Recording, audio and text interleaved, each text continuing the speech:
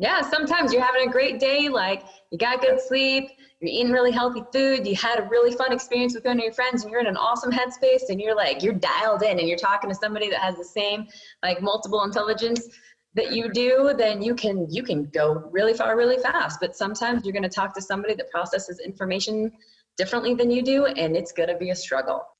Today we get to speak with Elysia Buss. She is an Equine facilitated life coach, host, and producer of the YouTube channel Horsepower Empowerment Through Connection. She's currently on tour around the US as she collaborates with equine assisted learning and mental health facilities to create promotional short videos and increase visibility for the equine industry. She's on a mission to empower 1 billion people on the planet. So let's listen into this conversation as we learn a bit more about Elysia. Thank you for tuning in to Hacks and Hobbies with your host, Junaid. We're visited by our amazing guests coming from all walks of life who want to learn their story, their struggles, and their journey on how they got to where they are today. So stick around. Elysia, thank you so much for coming on to the podcast. I'm so excited to have you here. How are you doing? Thank you so much for having me, Judith. I really appreciate you having me on here and getting to meet a whole new audience and share the excellent message. I'm doing excellent, just so fun. Life is great. Awesome, fantastic. So what really attracted me to your content and the way you were talking and all that you're about was, the horsepower coaching. I think that's mainly the name of the podcast. And I love horses. I was like, horse, and then there's power in there because we like power, we like personal power, we like to have that ability to control ourself, right? So all of that combined, and then coaching, I love teaching people on how to be good with technology, how to use video cameras, how to do set up studios, how to launch a website, how to work different technological things. So I was like, there's a lot of synergies here. We need to connect. We need to talk. So thank you so much for accepting the invite. You're welcome. My pleasure. So the first thing that I love to get into is the origin story. And the reason I like origin stories is, we've been watching Marvel do those for the past 10 and a half years. And anytime... Well, I am kind of a superhero, so I mean, it makes sense that you would want to hear my origin story. Hell yeah. So, everybody knows what an origin story is. So tell us a version of your journey. Ooh, the version of my story. Well, once upon a time, there was a little girl who grew up on 15 acres, and she loved horses. And on one beautiful day, on May 25th, in 1985, my grandfather drove up in a horse trailer and delivered 2 white ponies. Wow. And I stood at the window by the apple tree and I looked out and I couldn't even begin to believe my eyes as I saw them come up the driveway and be unloaded out of that white trailer. And they snorted and they bounced around. They were so excited to be in their new home. And then they went out to the field and they ran about free on a couple of acres. And I ran out across the soft grass and got to come up to the fence, and they came up to me and they put their noses in my hand and I got to smell their sweet, soft noses, and I was in love. And so that began my journey of getting to have my own ponies and later horses. Now, as a young girl, I struggled a lot with anxiety and depression and just quite dramatic expressions of emotion, as many young girls do at the age of 13. And I had a horse up until I was 16. Actually, when I was 9 and 10, I fractured my left wrist and then broke my left arm. And my mother, who's a city girl, said, "That's it, no more horses." And I was like, the worst day ever. And so every single day for 6 years, I looked through the newspaper, you know, for those of us old enough to remember what actual newspapers Newspapers looked look felt like. And every single day, like literally every single day for 6 years, I looked in the classifieds for horses and I was like, what about this one, Mom? What about this one, Dad? And so finally, after 6 years on my 16th birthday, they bought me another horse. Nice. Morgan Philly and her mom. And so that began a whole nother journey into horses. And there was a sad end to that. So my one horse was actually stolen from me. Wow. When I was on my 19th birthday. There were a lot of birthday, you know. Yeah. Like, Milestones on birthdays. Happened on my birthday. And so since we're following the birthday track, we'll just fast forward to my 40th birthday, which was this summer on May 25th of 2020. I turned 40, and on my 40th birthday, I decided to give myself this amazing gift, the best gift that any human being can ever give themselves, which is I decided to give myself the gift of stepping into my power and letting go of all of my limiting beliefs across my dynamics. Nice. And yes, thank you. And it was this beautiful thing. And I stepped into that, and that's when I really started to experience the magic of believing in myself and getting in front of the camera and doing the interviews, which I started on June 24th. And I closed my massage practice because I'm a medical massage therapist by trade. I've been doing that for 18 years and otherwise since I was 5. That's a different story.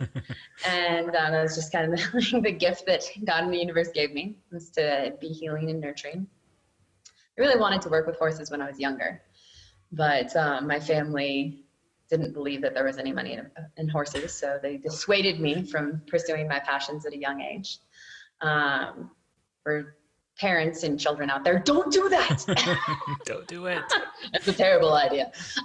Just be, you know, like pragmatic in the whole experience. Absolutely. Ask all the right questions, you know. What's your why? What's your why? It's a very important question to ask yourself in anything that you do in life, to stay in alignment with your integrity and your values, and to not operate out of a space of fear. A lot of people operate out of a space of fear, and that's non-ideal. So what I do with the life coaching and the horses, so when my clinic closed, I did close originally because of COVID. Not because I or anybody else had it, but because the governor mandated for all massage therapists in the state of Washington, where I'm from, to close down their practice. And so it was closed for 3 months, and I grieved for just 2 days before pivoting my business and hopping on a ton of Zoom calls all over the world in regards to equine assisted learning, equine facilitated mental health. There aren't as many equine facilitated life coaches out there, but we are out there. It's a beautiful thing to get to do. It technically falls under the realm of equine assisted learning. It's very important to know that, because there's a difference in scope of practice for life coaches and equine assisted learning versus mental health. And it's important to understand that difference when you're engaging with your clients, so you can respect those boundaries and refer out as is appropriate, so that your clients can be as well supported as possible, and you don't fall down the rabbit hole and accidentally trigger somebody and not be able to pull them out. I mean, accidentally triggering happens. Directing them to the proper people is also very important. Exactly. The argument. And so I just listened to a lot of people in my field, and they kept telling me that they didn't really feel like they felt alone, basically, and they didn't feel like people understood what it is that we do as a profession. And I was like, well, you know, I'm smart and moderately attractive to most people. I could probably do something about that. So I figured out how to do Zoom and upload things onto YouTube. And then I just had this really beautiful experience of getting to talk to people literally all over the world and have them share their own personal stories about the obstacles that they overcame to be able to live their dreams today.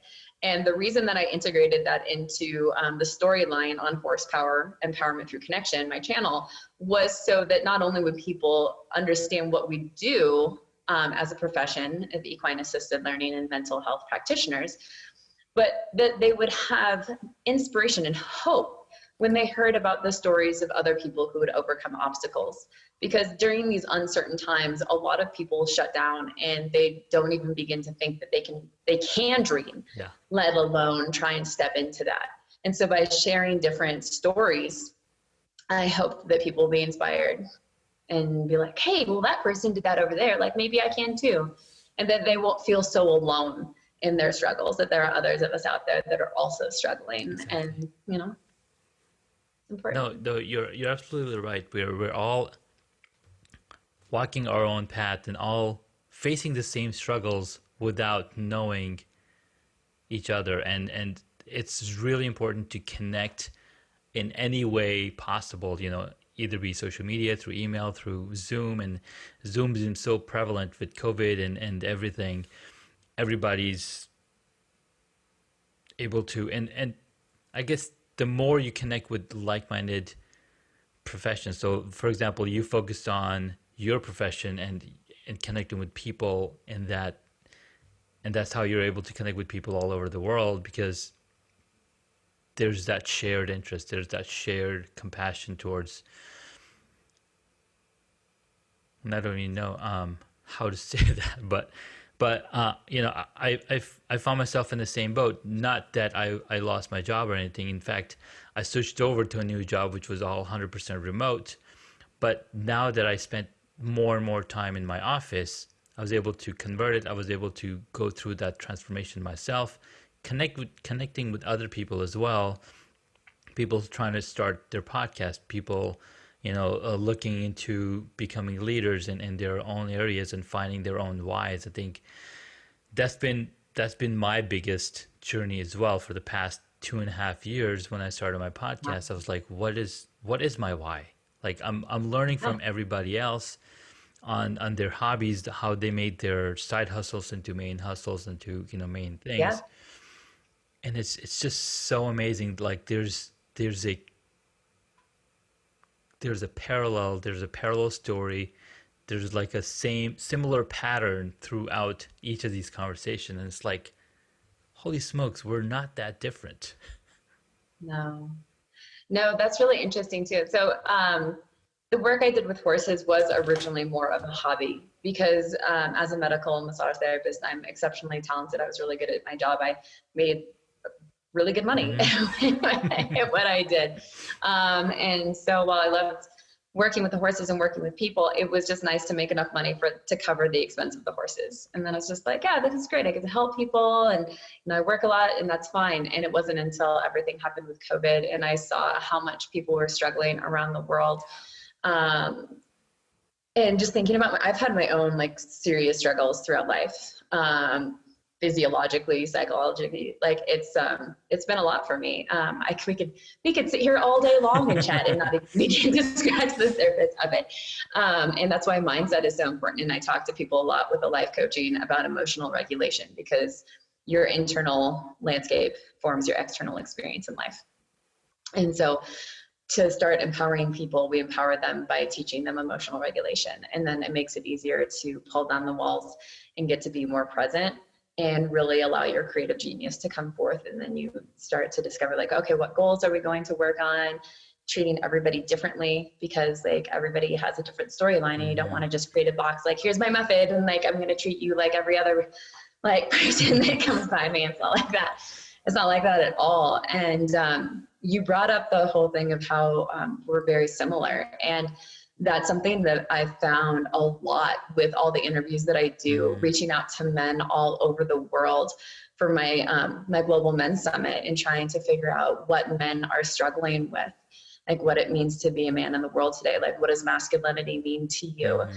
What does it mean in Germany versus like anywhere in Africa? In like, yeah, it's just really fascinating. The US versus Brazil versus Australia versus China versus, you know, Kazakhstan, like all these different places, like talking to men. And it's really fascinating because the root of so many of the conversations is they struggle with the same things. Mm-hmm. There might be a slightly different storyline that informs them, at least from the men that I'm by no means talked to every man on the planet, but, you know, talking to different, I have spoken enough in different cultures Mm-hmm. though, to start hearing a similar, you know, flow of what they're struggling with. Yeah. And it's fascinating. And it's good to be reminded that we're all just humans. You know, Amen. It doesn't matter like what culture you're from, what gender you are, what color you are, what, you know, if you have special needs, if you, what it is, how much money you have in the bank, it doesn't really matter at the end of the day. We're all still living the human experience. Amen. I like that, the emotional regulation and then the human experience. It's so well put, you know. I think mental health has taken a much bigger spotlight, I think this year and last year, a lot more than it has been before, plus social media, right? Those groups and those echo chambers, and how it's coming more and more, and it's okay to talk about it, like, and like a lot of people are posting like images, you know, this is somebody who like physical disability versus mental disability. You know, you can't tell from the outset, but it's there, you know. Myself, I don't know if I've been diagnosed. I have not been diagnosed, but, you know, I might suffer from ADHD or depression, because, you know, we have those ups and downs, and Sure. what do you do with it? How do you deal with it? You know, so there's, I think, communication and talking about it, and being open about how you're feeling, I think has helped. Like this past few weeks, past few months, you know, I'm part of this group called Unconventional Leaders. They started doing coffee chats every single day, where we're doing these Zoom calls every single day, and we're getting to talk about, and it kind of helped me figure out my why. It kind of helped me open up a little more, even, you know. It's been pretty interesting, for sure. Oh, that's cool. Thank you for sharing that. Absolutely. So yeah, we all tend to, you know, we struggle. I mean, part of the reason that I do the work that I do for life coaching and the different interviews is because when I was young, I did not feel seen or heard or understood. I felt so different from everybody else. And I was really different. Like, I still am very different. I mean, there aren't very many people that would, you know, get rid of almost everything they own and pack up their truck and be like, okay, I'm going to go on the road now. Yeah. And like, I don't know where I'll stay or how long I'll stay in one place, or, you know, like what's going to happen. I mean, it's a really particular kind of human. And I mean, I sold both of my horses to cover my revolving bills for September and October because I feel so passionately about what it is that I'm doing, and just having faith that, like, okay, like something will manifest before November so that I'll be okay. Yeah. But I wanted to create that space where people could be their authentic selves, and they could lean into a community, and they could find mentors and people they could talk to without judgment, without shame, and be able to feel heard and feel seen and feel understood and be connected to the right people. Because we're not meant to serve everybody. We're meant to serve the people that come to us. And then if there are other practitioners of whatever field that indicate to that person, we send them to them because we want what's best for the human being, not what's best for our bank account. Exactly. Absolutely. Absolutely. I mean, you need to be able to have those expenses covered, but then on top of that, having that fulfillment, right? Being fulfilled, being somebody who's doing something with their words that's helping somebody overcome, or helping somebody tell their journey, tell their story. Absolutely. Yeah, exactly. I love to connect people all over the world whenever I go to places. So I talked to this amazing human being. His name is Coach Omar. He's in New Jersey. And you guys should check him out if you don't know who he is. Just look him up on Facebook, Coach Omar. Really inspirational guy. But he has this phrase, it's 1% better every day.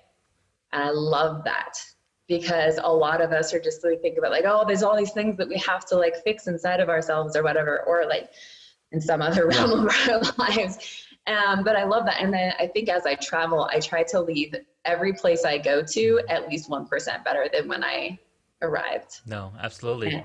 Absolutely. Yeah. I think that's one of the things that Tony Robbins even talks about. Just work 1% on yourself every single day, improve 1%, and over Yeah, time it's gonna compound. exactly. Yeah, amazing. Exactly. And just having grace. And I think that remembering forgiveness, not just for other people, because a lot of times we talk about forgiveness of others, but also forgiving ourselves psychologically Yeah. and also forgiving our bodies. Because sometimes when we feel sick or we're in pain, we feel like our bodies are betraying us. Interesting. And yeah, and so it's really important to forgive our bodies and be kind to our bodies and recognize what's going on and having that personal accountability for things, because it's the whole picture, right? Yeah, Like it's not everything that's out here, like it starts in here, it does. and here. Absolutely. It's so important to have the insides of your like the mind and everything needs to be balanced. And I think and to get that balance, it's really hard. Like sometimes we wonder, I'm eating all the right foods, I'm sleeping on time, but then you're missing something. Like you're not talking enough, you're not expressing, because a lot of times if you keep inside what you're thinking, I think that those words, those thoughts are also not good for your body.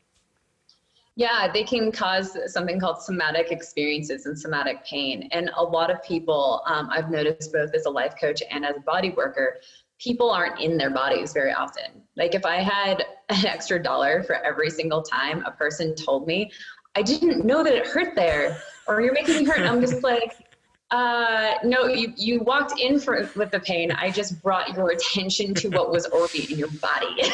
Oh yes, I'm And one of those people.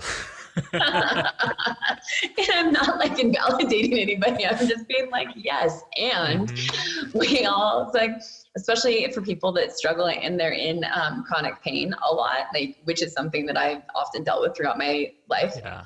Um, and you go out of your body all the time. Like people that are in pain, they're in their heads a lot, or they're putting their attention outside of themselves. And they tend to be in a more reactive space. But when you allow yourself to be in your body, also like referred to as embodiment, in case you see practitioners of embodiment and whatnot for coaching, it helps you to regulate your mind and your body if you allow yourself to be it. Yeah. So for instance, if you put your hand on your thigh and then you thought about what it felt like what does your hand feel like? Do you feel heat? Do you feel tingling? Do you feel the texture of your pants or your skin underneath your hand? Now feel that and focus on that and try and worry about anything else.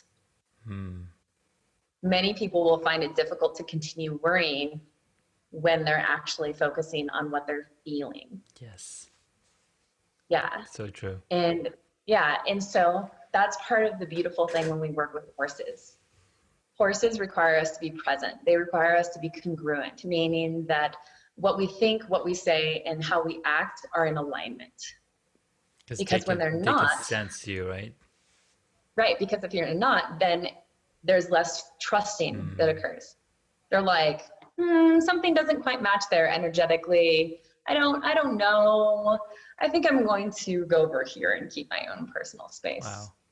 Wow. And they're looking for leadership. And like, can I trust you? And like, that's what leadership is, right? Yeah. In part, is it creating a space where others can trust us and our decisions and our voice, how we hold space for them. Yeah.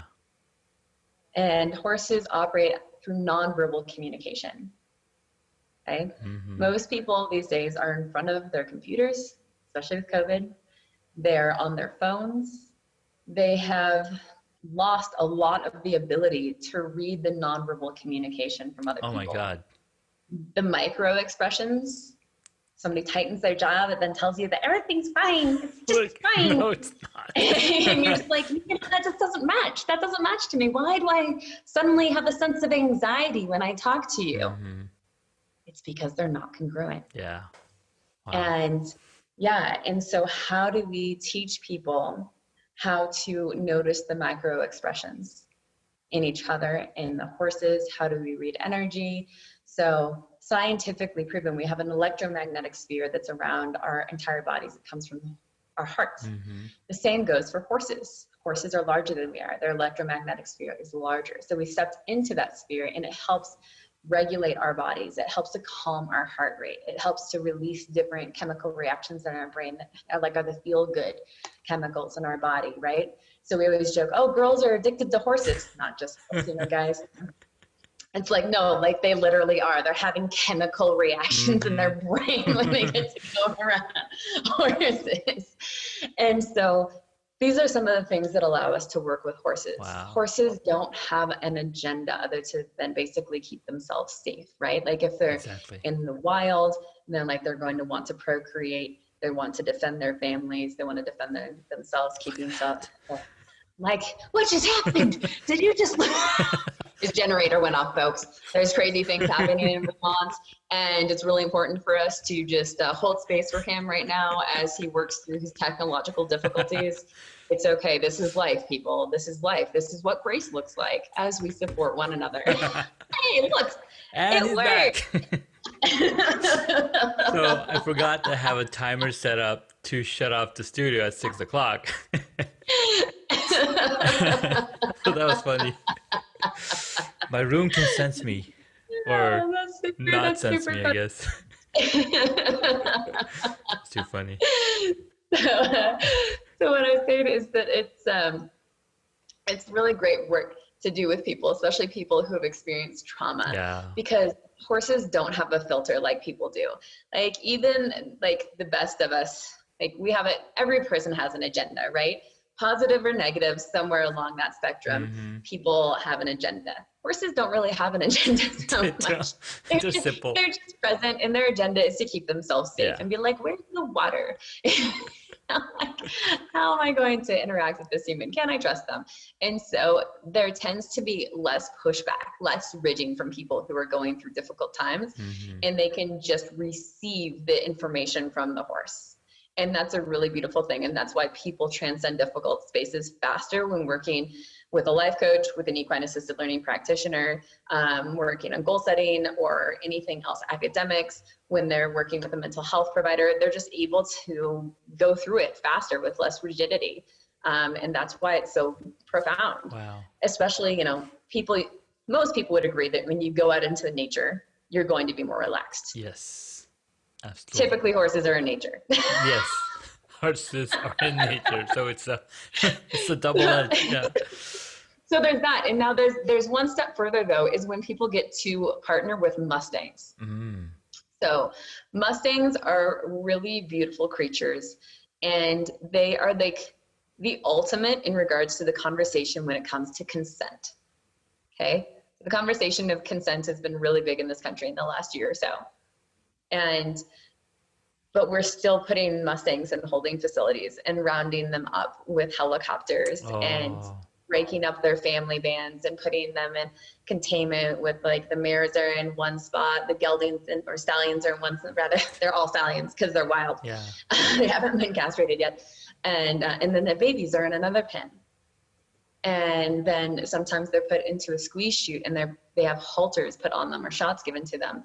And a friend of mine, he helps to rescue wild Mustangs, and one of these horses had a halter on it for 2 years. Oh my God. Because no one could touch it.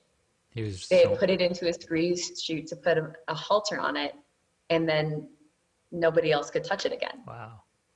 Now imagine Thanksgiving and a belt that was really tight that you put on beforehand, and then you couldn't take it off. Like, yes. Yeah, it's just like, it's not necessarily the most comfortable thing. The other thing about Mustangs, and I just bring that up because I think it's important for people to understand what's happening to these beautiful creatures that are on our nation's lands, and that they're these sentient beings. Yeah. And they're not, and sometimes they're in these holding facilities for years. Wow.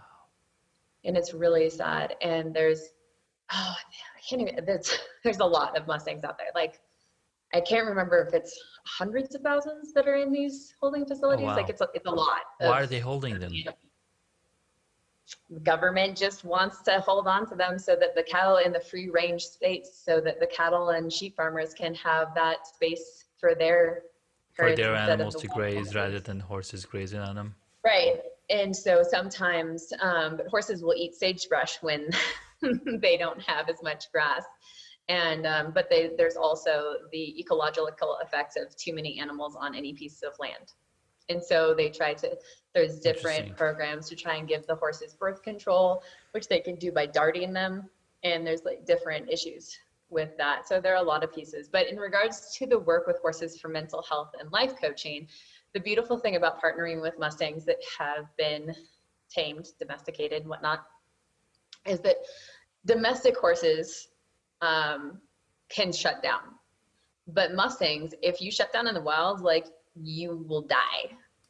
Like If you shut a down mountain a lion will, horse, they'll, if you shut down a horse in the wild or a Mustang, yeah, if a Mustang type of horse in the wild, if it shuts down, it will potentially be eaten by like a lion, oh like a wow, mountain lion, or, you know, a pack of wolves or coyotes, or, you know, like different predators in the wild. And mm, so there's that fight or flight. So like if a Mustang is given too much pressure, like it will double barrel kick you, like with its back hooves, or it'll strike out at you. And some domesticated horses might do that, but they have a lot more bandwidth. Like they'll more likely shut down before they'll fight you. got it. But Yeah. Mustangs, you know, like if you put them, if you don't respect them Mm, and you don't respect the proper gradient to engage with them, like they can be dangerous. yeah. But they're dangerous because you didn't You. respect them. And that's the important difference. That's really honoring where you're at and what you're trying to force on another being that's out there.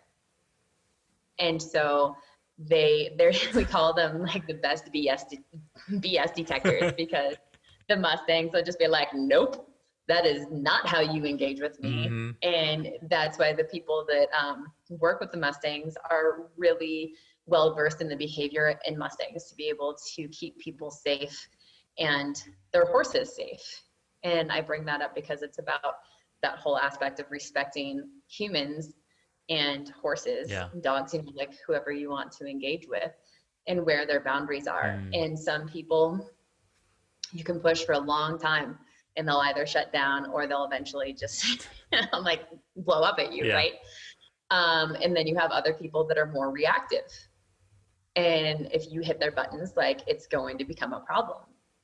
And that's the thing about working with horses and being able to then transfer that information to like working with human beings.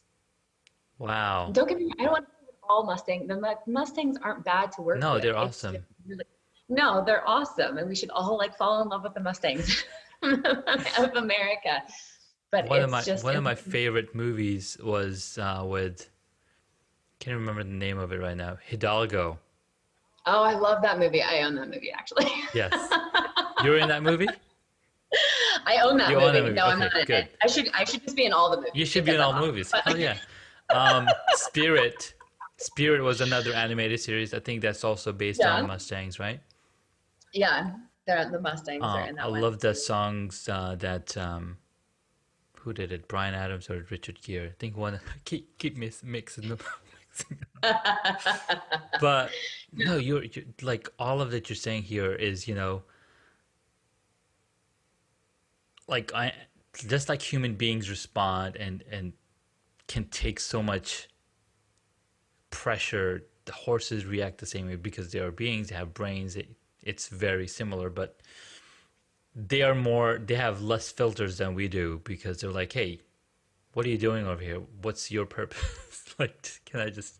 Right. They don't have the same filters because they're just really honest. Yes. Horses are honest. They're like, if you are willing to just keep an open mind and an open heart and be and not push and look for instant gratification, if you just exist without expectation, which is really difficult for most human beings, then you get to experience something that's truly magical. And they help teach us how to be more present and how to engage with one another in a beautiful way without expectation, with just honoring another human being where they are and with the appropriate pressure. Like when you work with horses, Mm-hmm. and ideally with people too, you want to get the healthy response with the least amount of pressure. How soft can you be to get what you want Yeah. in an engagement? You know, and not get what you want from manipulation, but to just like honor a person. Like you don't want to be like a bull in a china closet, right? Mm-hmm. Like nobody likes that. Yeah. Nope. Especially not the mess it creates afterwards. You have to clean up. Mm-hmm. Mm-hmm. Exactly. Oh my God. And I can laugh at that because I used to be that person that was the bull in the china closet. Oh, I was. And so I can humbly like look at that and be like, yep. And I am so grateful for the tremendous amount of work that I Mm. have done to try and be softer. And it's a journey, you know, Oh like yeah. having grace, having forgiveness with ourselves, like having grace so that you can be present in the moment while constantly striving to be the best that you can is a really interesting place to It is. be balanced. Absolutely. Wow. Man, we talked about so many cool things. So where can I go and meet a horse? Well, and another Or, cool thing about in that respect, I mean, I know some people. I actually had a guest on the podcast where she's got her own fjord, oh, I love fjords. and she was talking about how she wasn't like she didn't think she was ready for a fjord because they are high maintenance, but then it helped her stabilize. Yeah, they really do. Just horses in general. Yeah. It's really helpful, like when you're having a rough day, to get to just go out and just brush your horse. Sensory integration is a really big thing. It helps people just across the board.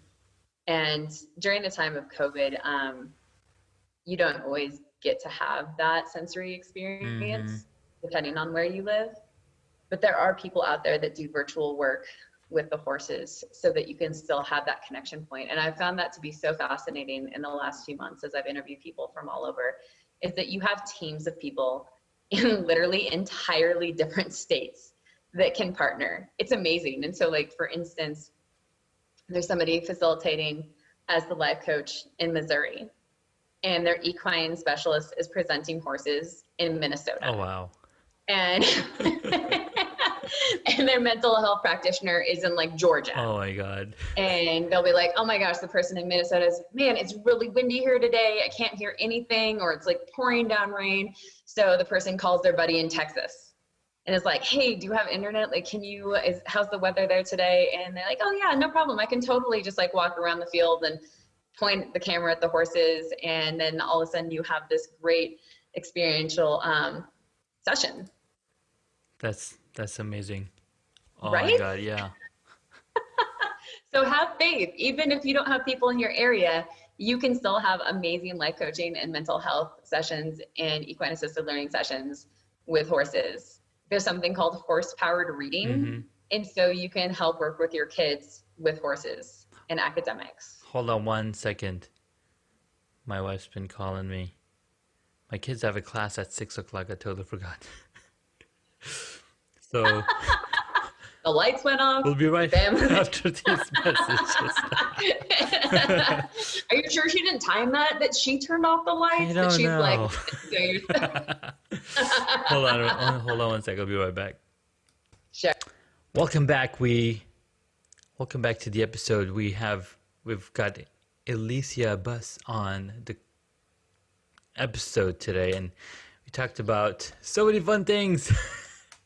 So many fun things. So many fun things. From fun to serious.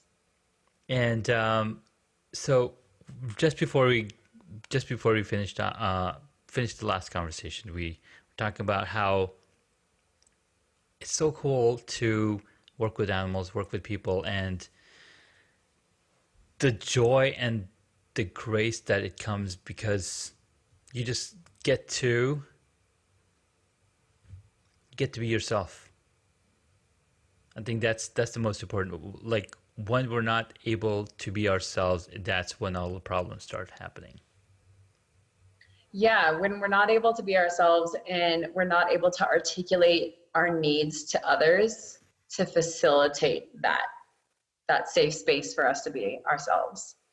And So that's the beautiful thing about working with horses is they really help us to hold our boundaries and to communicate our needs. And that's something that I feel like for most people is kind of like the root of all of our struggles. That if you could just do those two things, that your life would be radically different. Man, radically different lives. Living to your fullest potential, right? Yeah. Wow, powerful. Just getting to be all of your beautiful self. Like every single human being on this planet has value. Amen. Yeah, no doubt. No doubt at all. And that's what we talk about on this podcast, figuring out those journeys, walking through those journeys and finding these similarities and other differences, because we can start picking out on the differences, but we're all the same people. Like we are one race. They don't say we're two races. We're one race, right? It's the human race. Yes, we're all human. We all have strengths and weaknesses. We all have struggles to one degree or another. Yeah. Like it is a rare human being on this planet that is balanced and has a level of communication and boundaries that really facilitates their needs and the needs of all around them to have the best experience possible. They're out there. Yeah. They're people that we get to strive to be the role models for the rest of the people in our community. But having grace as we strive towards being that person is what's really important. It's not making mistakes is a bad thing. Yeah. It's what we do with the mistakes that we make that makes Exactly. the difference in who we are and our character. And it's okay to make mistakes, because that's how we learn. I mean, Thomas Alva Edison, Yes. 10,000 tries. Yes, we have to stretch into that uncomfortable space so that we can experience who we are. Mm-hmm. Because like you can stay small or you can be expansive. Yeah. And you can reach to heights that you never thought possible within yourself. And I'm sure that sounds cliche to some people, but it really is true. And like having patience with yourself, because like while you may want to reach a goal really quickly, it takes time. Yeah. You don't take a fourth grader and put them into college. Mm-hmm. Like you pay attention to the structure and the gradient at which you receive knowledge and process it. Mm-hmm. And that's really important because a lot of people don't do that. Yeah. Not for themselves, not for their children. Their intention is oftentimes really good. Like I'm a teacher as well. I have my bachelor's and master's in education and a Waldorf teaching certificate. So like I've taught in first grade and third grade and sixth grade. And that's something that I saw in parents is that they wanted their kids to be in a place that they weren't well intended, right? But having that patience and really meeting human beings where they are in that moment will get you to your end goal so much faster in building that foundation with grace and love and nurturing than you ever will by trying to force feed somebody anything. Amen. At any age. Take it to church. That's my friend Heather Parody. She's like, we're going to church today. I love it. All right. So we've had some really deep conversations. Important to take those gradients. Go. I mean, you're not going to jump to the first floor. You got to take those 14 steps to get up there. You can skip a couple of them. Yeah, sometimes you're having a great day, you got good sleep, you're eating really healthy food, you had a really fun experience with one of your friends, and you're in an awesome headspace, and you're dialed in, and you're talking to somebody that has the same multiple intelligence that you do, then you can go really far, really fast. But sometimes you're going to talk to somebody that processes information differently than you do, and it's going to be a struggle. Yeah. Amen. Yes, absolutely.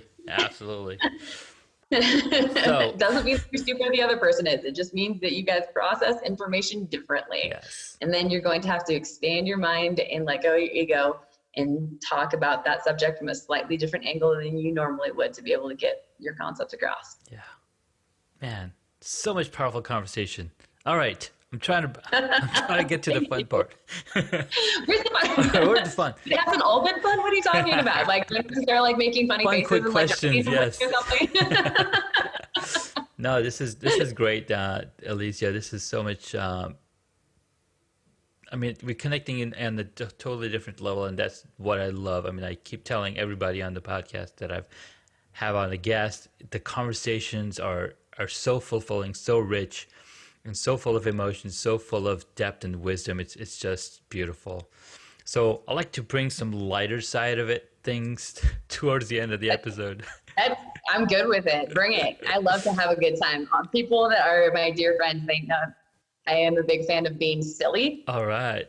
So there's a time and place for all things. Yes, absolutely. What is the one hobby that you wish you got into? The one hobby that I wish that I got into would be playing the piano. And so sometimes I'll go to people's houses or I'll go to stores if I'm being very, very brave. And when sometimes I say when like nobody's looking, I'll just sit there and I'll like play chopsticks because that's about the only thing that I know how to play on the piano. But sometimes I'll just go a little crazy and I'll just like try and make up a little song. And there's just something about the piano that hits me on a soul level. So I wish that that was something that I had learned how to play so that I could express that piece of myself and fall into that magical spiritual realm that music creates for people. Absolutely. That's a really awesome and amazing hobby to get into. I've always wanted to try that. I was going to say, what about you? What is the one hobby that I wish I got into? Yeah. I think piano was one of them. I've said the problem with me is I've taken up a lot of hobbies in the past few years. I haven't left any unturned. Like music is definitely one of them. I played the bass one time, tried to learn the guitar, and I was wondering if I needed a left-handed one or a right-handed one. So yeah, music is one of them that I wanted to get into. Interesting. I had another one, but that's a little bit more fun, which is base jumping, like the wingsuits. Mm-hmm. I really wanted to do that, but I've had 2 low back surgeries, so that one unfortunately is probably off the table for me at this point. But I see them all the time, and a guy I went to high school with, he became really famous in that particular realm, and I was like, dude, that's so cool. And yeah. Nice. So Awesome. that one. I love it. What did you want to be when you were a child? Ooh, what did I want to be when I was a child? This is really, I think it's funny. So I wanted to be a lot of things, but I really wanted to be a spy. Oh. So so many things I wanted to be, but I wanted to be a spy because I grew up watching like all the 007 like James Bond movies. Mm-hmm. I wanted to I love Indiana Jones. And then when Laura Croft came out, but that was in my 20s, right? So like that doesn't necessarily count, but it's that same sort of vein, right? And I love superheroes too. I'm a big fan, Wolverine and like all that cool stuff. Nice. But yeah, no, I wanted to be a spy so that I could learn a whole bunch of different languages. And I love weaponry. Mm-hmm. So like a random piece of information for people. I absolutely love weaponry, like swords, knives, Mm-hmm. like different things, like archery stuff. Like guns are fun, but it's not so much like I don't own a gun or anything. I do, however, own a bow and arrows that are in my truck right now. And I left my FA at home. Yes, nice. I climbed trees. I wore a slip, and we had like the cubic zirconia like earrings, mm-hmm. and so you had this fake plastic thing that looked like a diamond basically. And I'd open it up, and I have 2 younger brothers. They're 2 and 4 years younger than me, and so I would climb these trees in like this white satin like shift or whatever, and I'd have my cubic zirconia, and I'd be like. My brothers and I would run around the 15 acres that I grew up on, and we would pretend to be spies. That's too funny. Oh my God. Wow. I love it. All right. Next question. What is your favorite movie or TV show? Okay, I should have asked. I'm like, do you want short answers with these and like not backstory? I'm like, are we short on time? Well, Oh my I gosh. hear my daughter screaming in the back, and my wife's like, "Why did you give her the iPad?" Like, Okay, so I have a couple. Can I give yeah, two? Would that be hmm, okay? sure. Okay. So my favorite TV shows, I don't watch necessarily a lot of TV, especially now that I'm on the road, but Game of Thrones, when it was out, was like, oh my gosh, amazing. I loved everything about Game of Thrones. Hmm. I love horses, obviously. I love dragons like so much. I know why It's you a do. Yeah. yeah, I totally do. And I loved all the exceptionally strong female characters in that Oh series. yeah. Like the acting of every single person on that series was just phenomenal. Hmm. It was so well done. And so that's why I love that particular series. And then Outlander. I am just so in love with that show because the cinematography in that TV show Hmm. is so on point. And the actors, again, phenomenal acting Yeah. for everyone involved. And the main characters are just beautiful, beautiful human beings, not just with their outward Hmm. appearance, which obviously they're like stunningly gorgeous, the two main characters. Like, um, yeah, if anybody out there knows Sam Heughan, the star of that show, you should definitely have him like contact Contact you. me All every time right, for I'm done sure. it and just like to talk to me in general about all the things because he went to school at a Waldorf school, which is super interesting. Nice. And so he's a great storyteller. But I love the character Claire in that because she's such a strong personality. Hmm.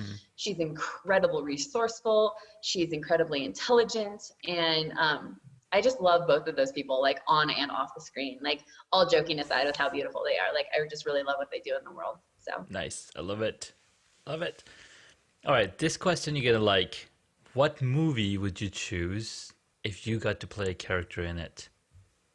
oh my goodness, oh geez, I know, right? It's the hardest one oh ever. that's so hard. What movie I got to play a character in it? Um,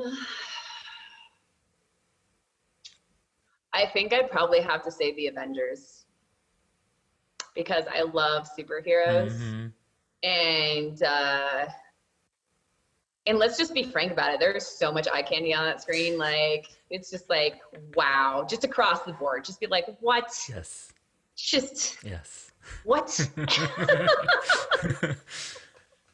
I just like to be really real. It's super fun. Yeah.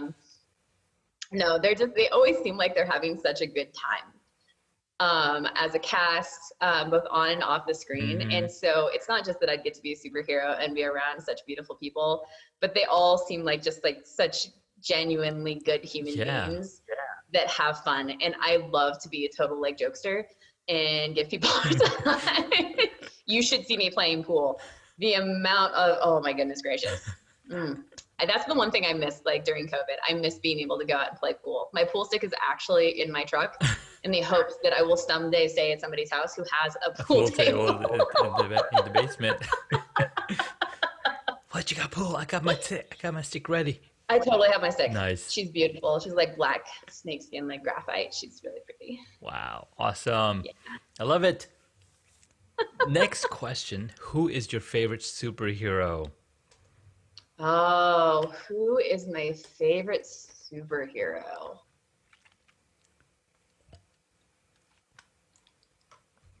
You know, it's interesting because we just talked about the Avengers, Hmm. right? So I have two different superheroes. They're both in that movie. So Black Widow, I love her, and I love the fact that Scarlett Johansson plays her. Yes. I love her because of how complex she is. I mean, it's not just that she's like this badass fighter Hmm. and that she rides motorcycles and does all this cool stuff, all of which I totally love. Um, I just love the depth to her, and that there's just so much more than meets the eye. Yeah. And that's really cool. And how, yeah, and then we have Captain America. And I love him, even though he seems kind of like a Boy Scout sometimes. Mm-hmm. And I love him as a character because he's really loyal. Yeah. Is. And he has a really high level of integrity. And that even when it's awkward and uncomfortable and difficult, he still sticks by what he believes. That's so true. He Yeah. he definitely has one of those really deep characters and very just do the right thing, right? Yeah. And even in person and real life, that's how he is. It's beautiful. Yeah. I just love it. That's another person I wanted to talk to about, like for my men's summit and all that stuff. But yeah, just as a character, those would be my two favorites because like they're deep and it's funny. They're like both kind of stoic in their own way. Yes. It's funny you keep answering in twos. I wonder why. I don't know. Maybe it's because I'm a Gemini. I know it. Me too. Oh yeah, when's your birthday? June 4th. June 4th. Yeah. Must be like why we just instantly connected. I know, right? It's like we're like there's something weird. That's funny. Like I hadn't even really thought about the fact that I kept answering in twos. Interesting. This whole like struggling to decide on just one thing in life. I'm just like, no. Can I have two? Have to just be one. I've got two arms. 2 arms, 2 legs, 2 ears. Right. All right. Last question. Oh, the last one. If you were a board game, what would it be?